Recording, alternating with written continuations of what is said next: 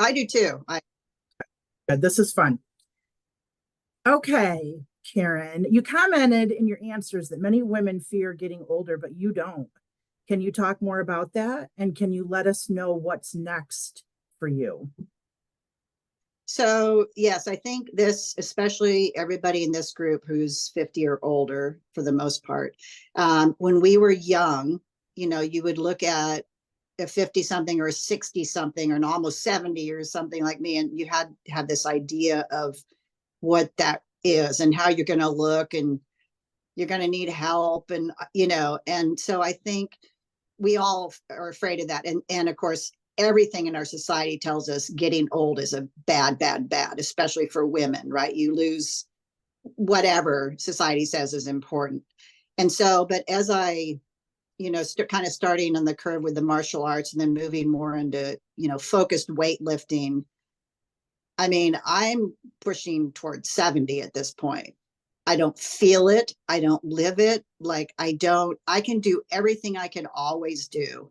And the people I see, even in class that are, say, starting with, martial arts, comment that, well, they don't want to get down and do push-ups because they're afraid they can't get back up, right? Mm. This is a common, but I don't even think about it, right? I just get down, I get up, I do what I need to do. And so I think a lot about if you don't push your body to stay strong and have good mobility, your world gets smaller and smaller.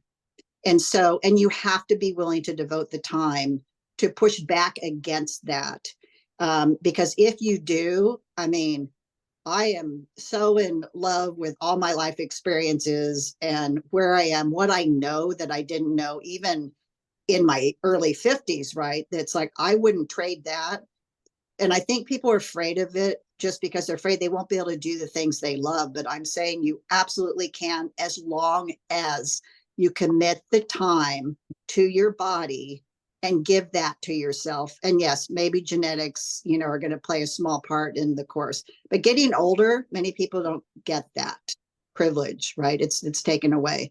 And Yeah. so you have to understand what a gift it is, and to just really do what you need to do, whether it's the lifting heavy to stay strong, or proper nutrition so you're fueled and feel good. I mean, like, I feel great, and it's not like, it's just the way I feel. And it's like, I never would have guessed that when I was 10 looking at a 67-year-old. I would Yeah. have thought, well, hobbling across the street with a cane kind of image.